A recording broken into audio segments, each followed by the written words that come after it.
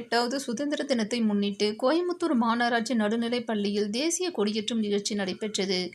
கோவை சரவணம்பட்டி அம்மன் கோவில் பகுதியில் உள்ள ஷாஜகான் நகர் கோயம்புத்தூர் மாநகராட்சி பள்ளியில் 78வது சுதந்திர தின விழா சிறப்பாக நடைபெற்றது.